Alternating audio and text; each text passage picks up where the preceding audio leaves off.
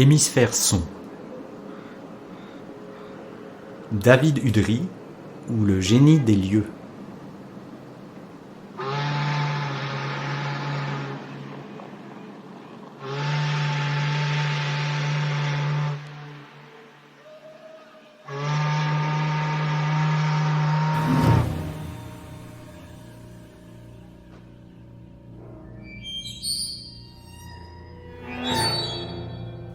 David Udry, compositeur.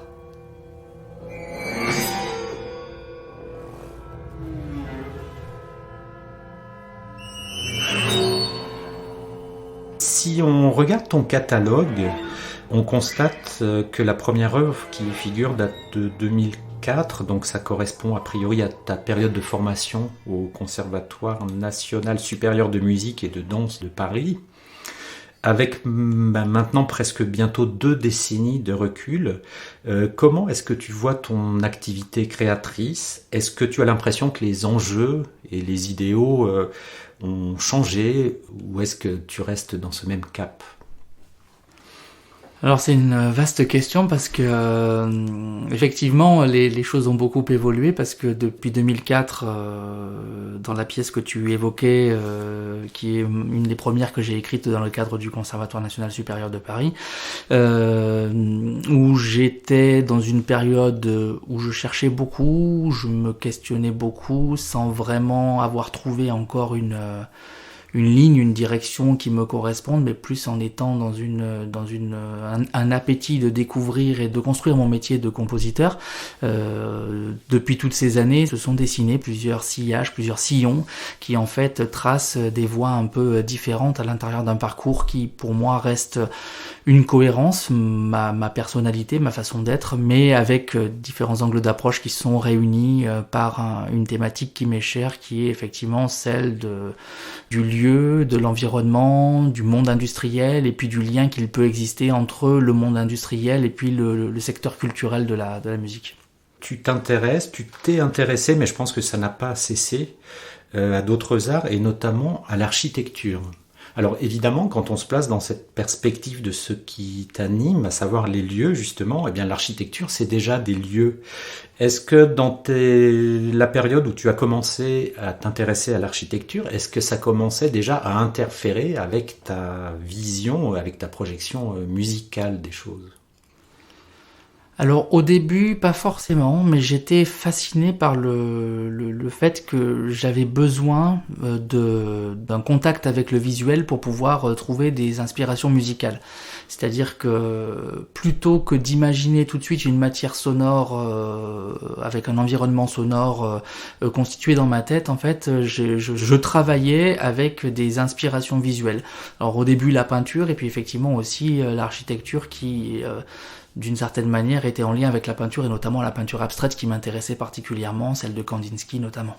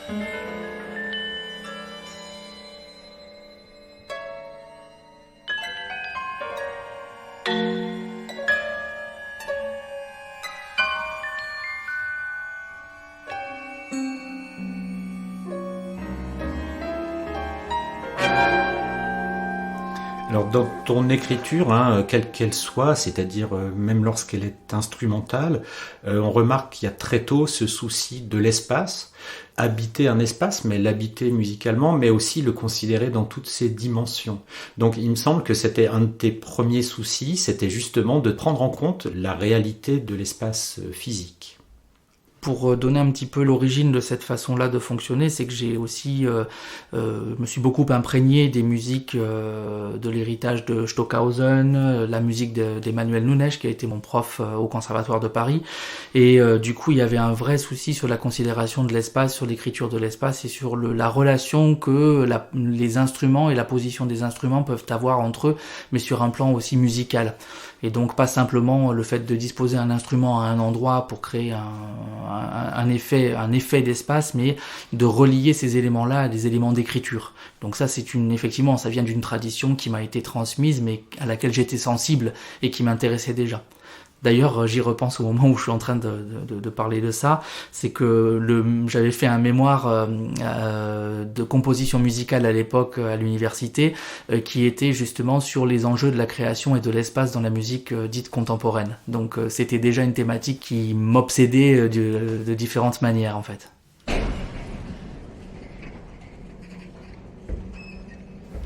Alors on pourrait se dire qu'il y avait peut-être déjà une sorte de programme dans ta démarche, puisqu'il y avait effectivement donc cette façon de vouloir saisir un espace, et peut-être est-ce que c'est ça qui t'a rendu particulièrement sensible aussi justement aux espaces dans lesquels tu as pu être impliqué personnellement, et peut-être de là date cette façon d'être particulièrement attentif dans ton écoute à ce qui fait un espace, donc pas simplement son volume ou ses dimensions ou sa structure, mais aussi la façon dont cet espace est peuplé.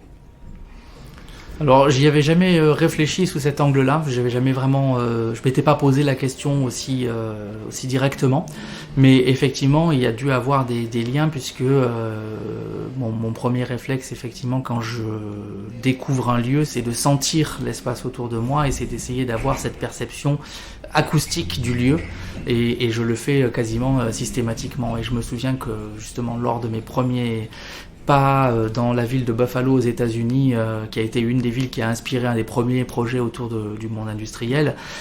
J'ai été très sensible justement à cette relation entre le volume des bâtiments et puis l'espace acoustique dans lequel ils se situaient, l'environnement, la notion de l'environnement urbain aussi qui était très importante pour moi. Et donc tout ça, ce sont des choses qui d'une certaine manière nourrissent une certaine perception de ce qui se passe dans l'environnement qui m'entoure. Tu mentionnes ton séjour à Buffalo. Bon, je crois que c'était notamment pour la création d'un quatuor à cordes par le quatuor Arditi.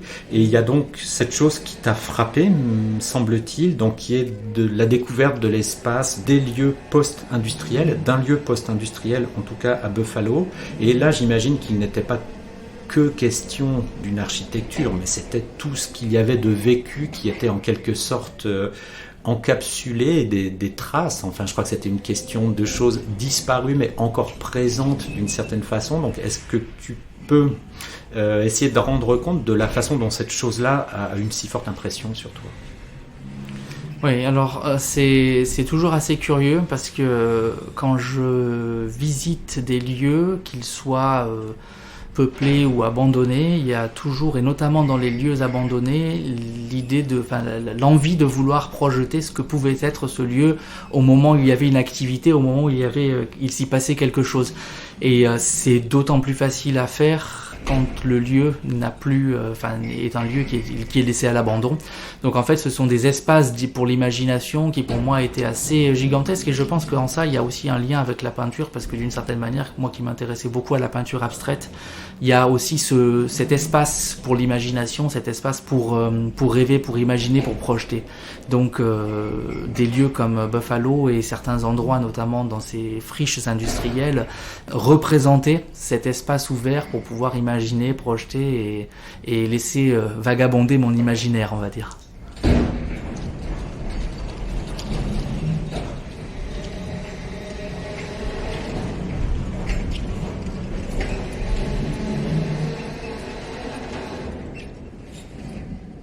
les lieux industriels ou post-industriels nous renvoient à quelque chose qui a un précédent historique, tout ce qui est le futurisme italien, et qui s'intéressait déjà à ça. Dans le traité de Luigi Russolo, il y a cette description de la ville, il y a une sorte d'éloge de l'univers sonore créé par la ville. Et dans ce que tu as pu voir, je pense qu'il y avait justement la trace. Alors peut-être que c'était d'autant plus puissant que cette activité-là, c'était tu finalement, mais je pense que tu étais déjà très sensible à ce qui peut être l'activité industrielle et la façon dont cette activité se traduit sur le plan sonore.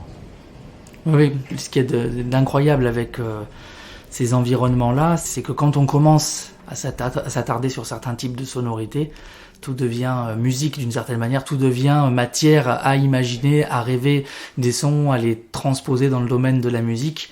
Et ce que je trouve intéressant, c'est justement d'être à l'affût de ces matières-là qui peuvent être, et c'est ça qui m'intéresse, qui sont complètement banalisées dans le quotidien des gens qui s'y promènent et qui deviennent au contraire une matière précieuse et riche pour pouvoir imaginer de nouvelles sonorités et de nouveaux environnements acoustiques.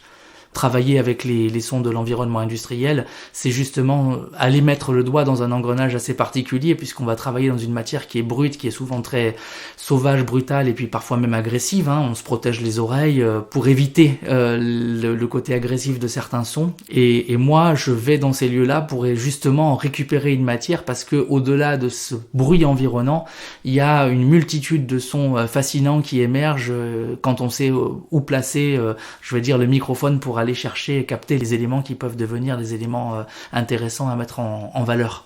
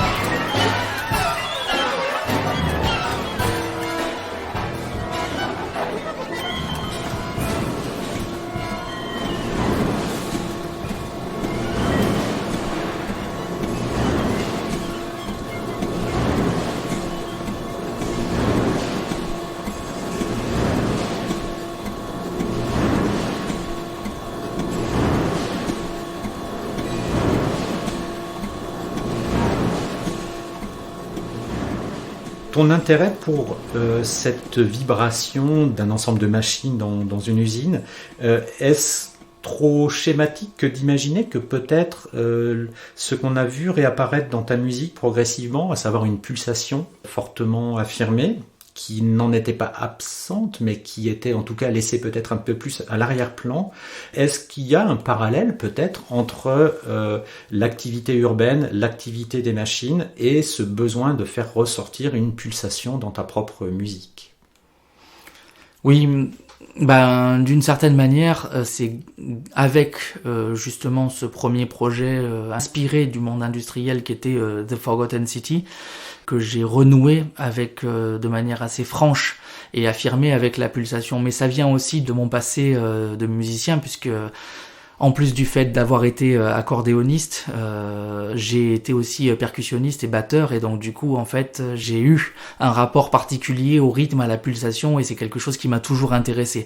Et c'est vrai que, comme tu le soulignes, pendant quelques années j'avais un petit peu, je pense, mis entre parenthèses certaines données liées à la pulsation, notamment parce que je cherchais d'autres choses, et notamment parce que je cherchais à construire d'autres outils dans mon environnement de création musicale. Là maintenant, je peux enfin réunir les deux univers, et celui de la pulsation est quand même quelque chose qui m'a toujours, qui a toujours été là au fond de moi, et là maintenant je le laisse parler pleinement. Est-ce que dans la construction polyrythmique que tu recherches assez volontiers, il n'y a pas justement cette idée de mécanisme, mais pas forcément des mécanismes qui seraient très normés ou forcément parfaits dans leur évolution, mais la machinerie et puis potentiellement ses faiblesses et les moments où elle déraille. Bien, En fait, moi j'ai déjà fait l'expérience à plusieurs reprises quand j'enregistrais des sons dans le milieu industriel, c'est qu'il y a une richesse de rythmique, une richesse de timbre, une richesse de vie dans le son quand on prend le temps de l'écouter, qui est absolument fascinante. Et donc du coup pour moi c'est presque chaque fois une leçon de rythme pour développer de nouvelles matières. D'une certaine manière, ce travail sur le timbre et sur le rythme, il est lié en fait, ils fonctionnent ensemble parce que à certains types de timbres sont associées certaines morphologies rythmiques. Je pense notamment, par exemple, les grosses presses qui emboutissent de l'acier avec des tonnes de pression vont avoir une certaine rythmique qui sera pas la même que celle des machines qui découpent le métal à toute vitesse ou alors ce sont des mécaniques de précision. Donc en fait, ce qu'il y a de génial, c'est qu'à la fois ces sons-là, ils ont une individualité, à la fois on peut les prendre dans une globalité qui est celle de l'environnement dans lequel ils se situent, et donc du coup on écoute des rythmes très variés, mais ce qui m'intéresse par-dessus tout, plutôt que de créer simplement un paysage sonore, c'est de recomposer ce paysage sonore et de réinventer à partir de cette matière-là mon propre environnement industriel en m'inspirant de ces matières-là. Donc souvent qui sont prises vraiment directement au cœur des machines et puis après qui sont recomposées. Voilà. Donc après du coup je pars de ça pour réinventer un nouveau langage des machines qui va au-delà de ce que les machines proposaient elles-mêmes au départ et qui en fait pour moi est l'essence même de ce qu'on fait. C'est-à-dire que si je m'imagine en tant que peintre, si je dois reproduire exactement recopier exactement un tableau qui représente la nature, je préfère regarder la nature directement. Donc ma démarche en tant que compositeur est la même, c'est recomposer à partir du matériau existant.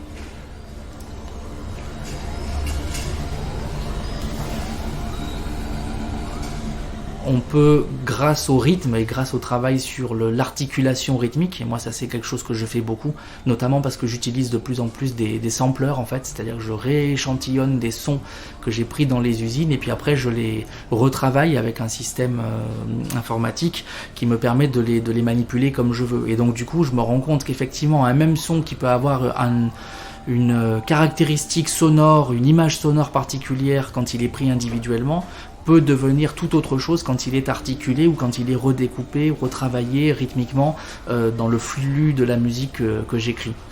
Et donc ce qui m'intéresse, c'est cet aller-retour entre l'image sonore naturelle du lieu et le côté construit, composé, recomposé par-dessus le phénomène sonore existant. Et donc quand les deux dimensions se rencontrent et se superposent, je trouve qu'on obtient quelque chose qui va justement au-delà du simple constat de l'enregistrement reportage, quoi, qui pour moi reste une première étape. Mais ce que je trouve intéressant aussi dans cette recherche-là, c'est qu'au départ, j'ai parfois des idées précises sur qu'est-ce que je veux dire à tel endroit ou à tel endroit, puis il y a des moments où c'est le matériau lui-même, l'écoute du matériau, cette découverte. Je me pose dans un endroit, je me laisse porter par l'environnement et je vais faire des découvertes. Et ces découvertes-là, je vais les intégrer dans le processus de création musicale et elles me donneront peut-être des choses que j'avais pas du tout anticipées, pas du tout imaginées. Et ça, c'est formidable parce que ça fonctionne dans les deux sens.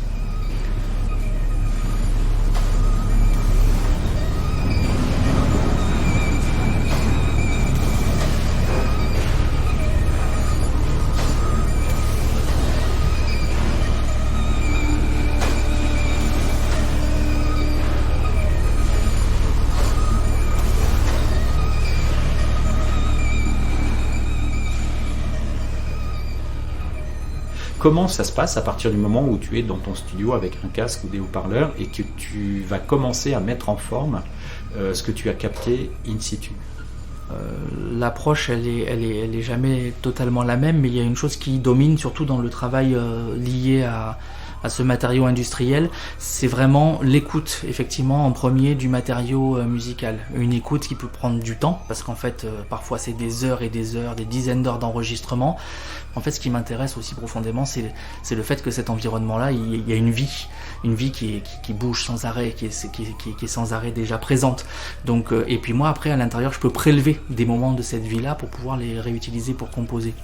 Mais oui, il y a cette première étape d'écoute qui est très longue et parfois même En tout cas, je parle du cas de la dernière pièce que j'ai composée sur ce principe-là, la Rituals, Men and Machines. J'avais déjà préparé une sorte de scénario parce qu'il me fallait en fait, on va dire, une base de travail. Parce que je travaillais avec un vidéaste, donc du coup il fallait qu'on sache ce qu'on va capter sur le plan du son et aussi au niveau de l'image. Donc du coup j'ai dû préparer une sorte de scénario un peu idéal avec le message que je voulais porter, puis comment je voyais les choses avec les grandes lignes. Après, à l'intérieur, il y a eu plein de surprises. Il y a eu plein de surprises parce qu'on a fait des rencontres extraordinaires, aussi bien avec des ouvriers qui nous ont fait découvrir des machines qu'on n'aurait pas imaginées, ou alors avec des sons que j'ai entendus dans des environnements. Je pense notamment à cette usine qui retraitait le cuivre qui était prélevé dans les mines, dans lequel on avait des fourneaux gigantesques, et il y avait à un moment donné des grands chariots qui transportent des plaques de cuivre énormes, et en fait elles fabriquent des sons absolument incroyables. Et quand j'ai entendu ça, j'ai dit ça, ce sera le son de telle partie dans la pièce. Tout d'un coup c'est devenu une évidence que ce son-là, il serait dans cette partie-là de la pièce. Et j'aurais pas pu imaginer ça sans avoir eu ce contact avec le matériau. C'est vraiment une sorte d'aller-retour permanent entre ce qui est prévu et ce qui est la surprise des découvertes, et puis comment est-ce qu'on fait, j'allais dire, matcher les deux aspects en fait.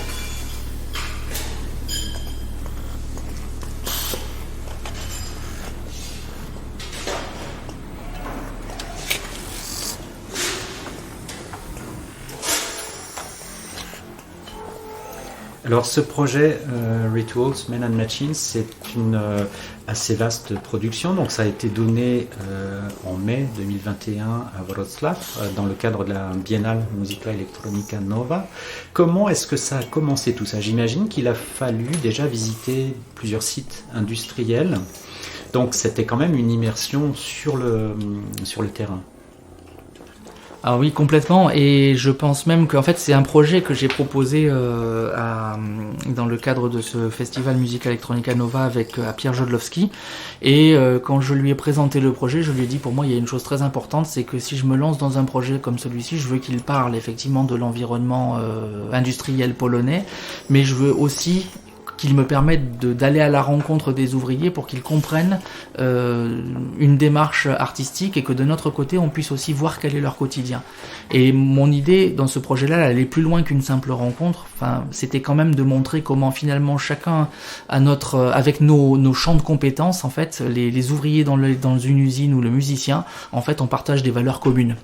Et donc l'idée de ce partage des valeurs communes, c'était pour moi une question essentielle, puisque je travaille beaucoup dans mes projets actuels sur la question de la transversalité entre le milieu culturel et le milieu industriel, et voir comment finalement ces milieux-là partagent des valeurs communes, et comment ces valeurs communes peuvent être mises justement en valeur, mises en lumière respectivement par l'un ou l'autre des domaines. Donc il s'agissait pour moi d'aller à la rencontre des ouvriers qui parfois ont eu effectivement des réactions de surprise, de voir débarquer une équipe avec des caméras et puis des microphones pour enregistrer de la matière, alors qu'il ne s'agissait pas du tout d'un reportage sur leur usine, mais de produire un objet artistique. Et en même temps, il y a eu des réactions que j'ai trouvées fascinantes, et moi c'est ça qui restera une des plus beaux souvenirs de ce projet-là, c'est le fait que au bout d'un moment, quand on est revenu, notamment sur un ou deux sites sur lesquels on est revenu à plusieurs reprises, eh bien, la première fois, les ouvriers nous observaient en se demandant ce qu'on faisait là, et puis en étant un peu méfiants, un peu sur la réserve, quoi, d'une certaine manière, parce qu'évidemment, on envahissait d'une certaine manière leur espace de quotidien de travail. Et au bout du deuxième ou troisième jour, c'est eux qui nous invitaient à venir voir les machines et qui produisaient pour nous des sons. En disant, ah bah tiens, ça peut t'intéresser, ça c'est une matière qui peut-être va être intéressante, etc. Et donc du coup, en fait, on était passé d'une relation de quelque chose de distant à quelque chose où ils étaient complètement impliqués, et ils jouaient déjà avec la matière, et ils avaient compris l'objet du projet, ils étaient capables de nous proposer des choses. Et je trouve que quand on est, du coup, en fait, c'était gagné, parce que il y avait une forme de connexion avec les ouvriers qui étaient là, qui étaient présentes. Et pour moi, ça fait partie des beaux souvenirs de rencontres dans ce projet-là.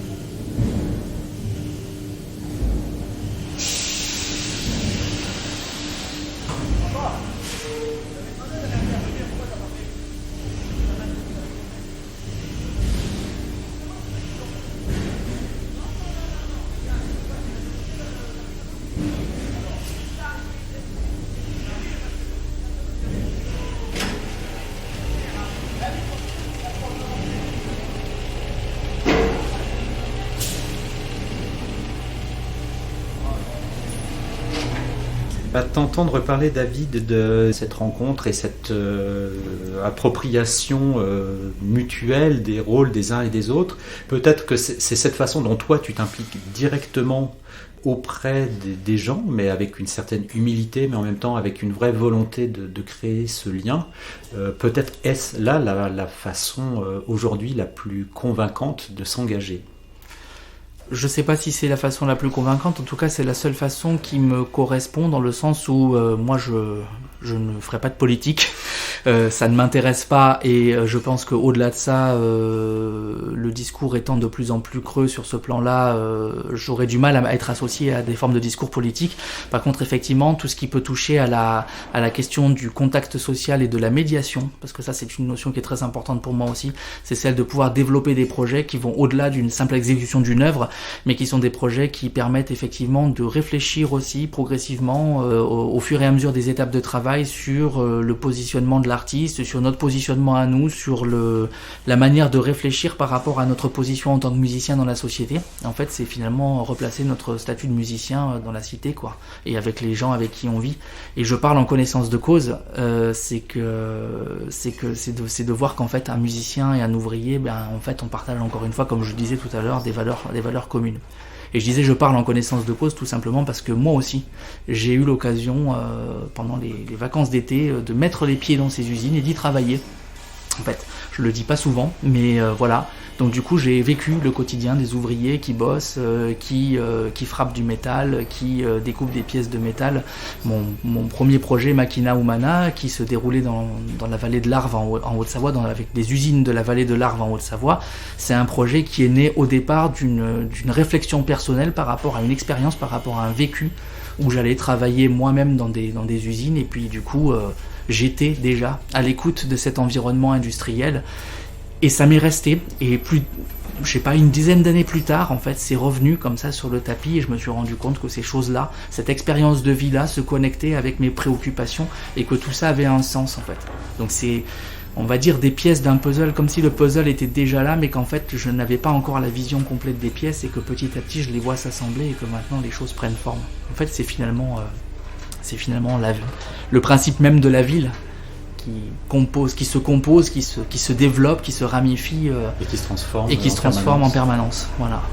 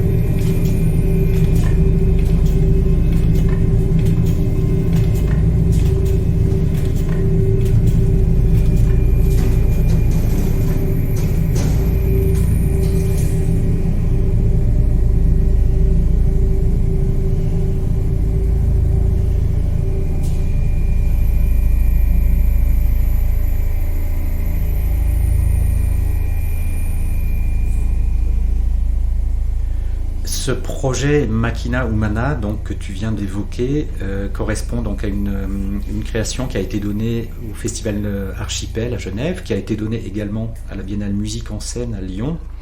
Et dans ce projet, on sentait effectivement qu'il y avait une implication toute personnelle par ta connaissance de l'intérieur des milieux industriels. Est-ce qu'à l'époque, lorsque toi tu travaillais, est-ce que tu avais déjà cet intérêt particulier pour le son, l'univers sonore? On pourrait se dire que tu t'es peut-être focalisé sur autre chose, sur une certaine productivité à avoir, mais malgré tout, est-ce qu'il y avait une petite disponibilité quand même pour cet environnement sonore? À l'époque où je travaillais dans ces usines, j'improvisais à l'accordéon. Ça c'est assez drôle parce qu'en fait ça n'a absolument rien à voir. Mais d'un côté, j'étais en train de faire mon espèce de coming out à l'accordéon parce qu'en fait j'amenais avec moi mon instrument pendant les vacances dans les Alpes puisque j'y passais. On avait une maison de vacances là-bas familiale dans laquelle je passais beaucoup de temps et donc du coup j'amenais mon accordéon, j'amenais ma batterie, je faisais de l'accordéon à fond, de la batterie à fond, mais je m'intéressais pas spécialement à cet environnement-là. D'ailleurs j'étais dans une position, et c'est ça qui m'y a fait réfléchir a posteriori, dans une position où je me protégeais d'un environnement sonore qui pouvait m'attaquer les oreilles en tant que musicien, quoi. Donc non, j'étais pas dans cette position-là. Par contre, en y repensant par la suite, je me suis dit, mais qu'est-ce que j'ai dû manquer ? Parce que je me souviens de certaines sensations physiques et tout ça dont je me protégeais, mais pas tout le temps d'ailleurs. Je me rappelais, effectivement, il y a une chose dont je me rappelais, c'était la polyphonie de ces sons qui venaient de partout et le fait que effectivement, j'avais l'impression d'être dans une sorte de festival sonore en permanence. En fait, mon oreille était attirée partout et je captais toutes ces choses-là. Donc j'ai le souvenir d'avoir emmagasiné ces choses-là, mais pas au point de les avoir conscientisées et d'en faire quelque chose qui deviendrait un matériau. Il faut savoir qu'à l'époque même où je travaillais dans ces usines, j'étais tout juste en train de commencer à sortir des bribes d'un langage dont j'ignorais totalement qu'il correspondait à une certaine tradition musicale classique que j'ignorais tout aussi totalement. L'improvisation à l'accordéon dont tu parles, est-ce que tu as l'impression que là aussi ça a été quand même une réserve de son et peut-être avant tout de sensations qui auraient pu t'avoir marqué durablement en tant que futur compositeur ? Oui, parce que d'une certaine manière, c'était le moment aussi où je me suis rendu compte que je voulais faire dire à mon instrument des choses qui correspondaient plus à ce que au répertoire de l'instrument. Donc en fait, il y avait un vrai décalage, il y avait une sorte de cassure entre l'instrument dont je jouais, qui déjà ne bénéficiait pas à l'époque d'une image très reluisante. Il faut savoir que les années dont je parle, c'est les années où l'accordéon est rentré au conservatoire pour la première fois à Paris. Donc on était en 2003-2004. Il y avait cette volonté de vouloir chercher avec l'accordéon des sonorités, une matière, un travail aussi sur une forme de langage qui correspondait plus à la réalité de ce que je jouais. Et oui, je pense qu'il y avait un lien, mais il était pas du tout conscient. Et je pense que l'accordéon m'a aidé dans un sens, c'est que notamment sur la conscience harmonique. En fait, parce que ça c'est quelque chose auquel je suis beaucoup attaché, et justement dans le travail que je fais sur l'environnement industriel, il y a aussi un gros travail sur le parallèle entre le son brut industriel et la matière harmonique qui se dégage de ce son industriel. On parle du timbre parfois, mais le timbre c'est aussi d'une certaine manière une harmonie, une construction spectrale, et donc du coup ce lien-là il existe par l'accordéon. Ça c'est évident que j'ai une oreille qui est attirée par le côté à la fois mélodique et harmonique, et qui tient particulièrement à ces dimensions-là dans l'écriture musicale.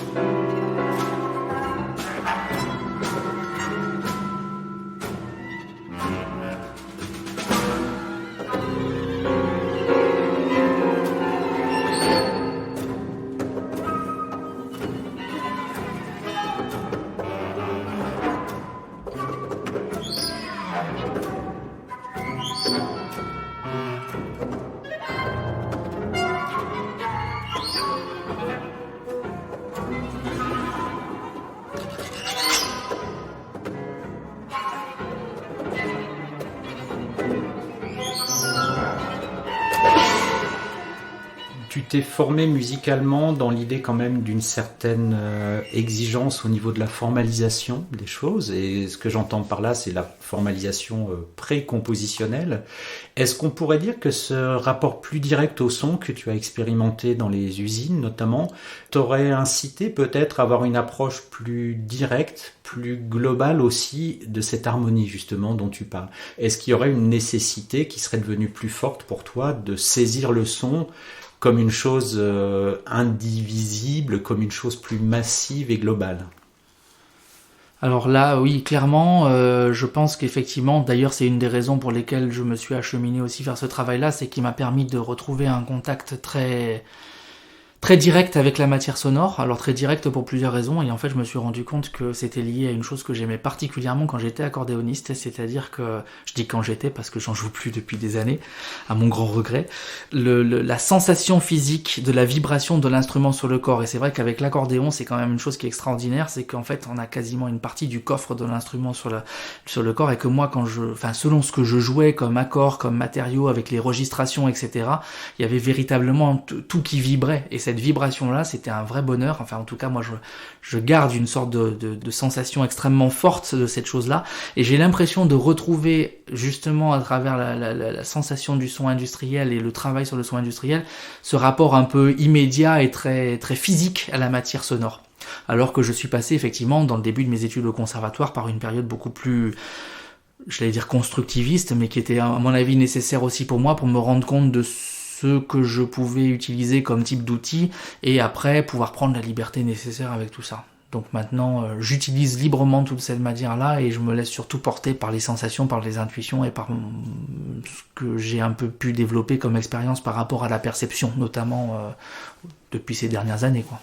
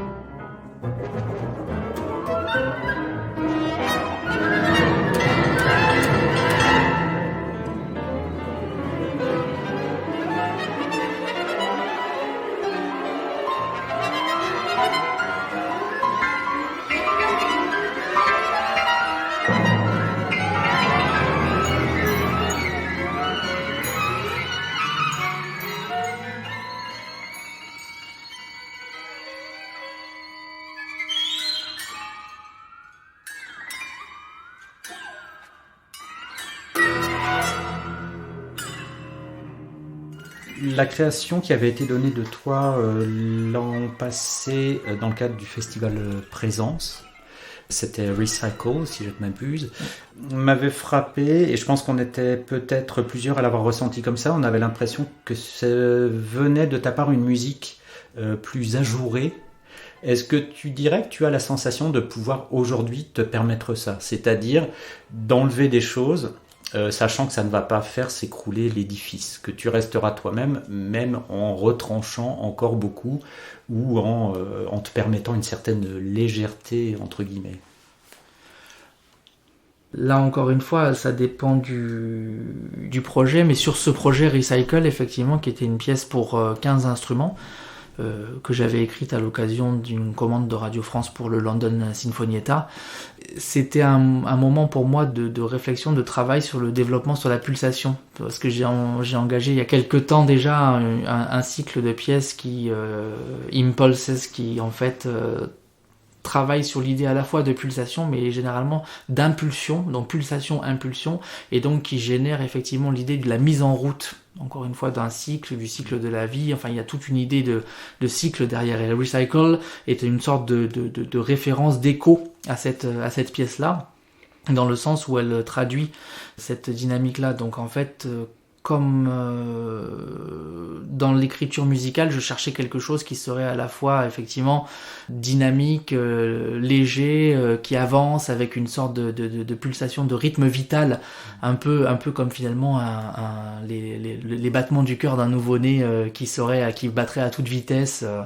Je pense que c'est aussi très personnel, mais le rapport à la vie, le rapport à la rencontre avec mes enfants, en fait, a aussi changé radicalement mon rapport à l'écriture, mon rapport à la pensée aussi du phénomène sonore, à la pensée de l'écriture, à la manière de prendre de la distance avec tout ça, et puis d'arriver effectivement à lâcher prise sur des choses où peut-être à l'époque j'aurais tenu mordicus jusqu'à ce que je lâchais rien en fait. Donc du coup évidemment on pouvait avoir la sensation de musique qui était parfois très extrême dans la manière de les construire. Là maintenant j'ai aussi appris à prendre de la distance, à voir les choses avec beaucoup plus de recul. Donc ça me permet peut-être d'avoir ce regard un peu plus distancié, et dans l'écriture musicale d'être capable de donner des coups de gomme, d'aérer là où c'est nécessaire, et de rendre le propos, d'aller à l'essentiel dans le propos, mais tout en restant exigeant dans le degré d'écriture musicale et de détail, de finesse d'écriture dans le détail de la musique. Alors c'est essentiel justement, est-ce que tu dirais que l'expérience de la paternité t'a amené à modifier ton sens de l'essentiel justement dans la vie quotidienne, mais aussi je parle profondément dans ton identité artistique? Ça c'est une évidence, je l'avais déjà entreaperçu un peu comme un choc d'ailleurs à l'époque de la naissance de ma fille Emma il y a quelques années. Ça a été, il y a eu un véritable travail de repositionnement par rapport à l'implication qui était la mienne dans l'écriture musicale, et puis l'arrivée de cet être-là qui prend une place particulière, etc., etc. Mais je pense que ça s'est accentué aussi avec la naissance de notre petit Alexis, qui du coup, on pense plus de la même manière. Ça veut pas dire qu'on n'est plus qui on était, mais on est toujours la même personne, mais avec un degré de distanciation, et puis surtout une capacité à relativiser sur les choses et à savoir accorder le temps nécessaire aux choses au moment où on les a, et après à pouvoir passer à autre chose.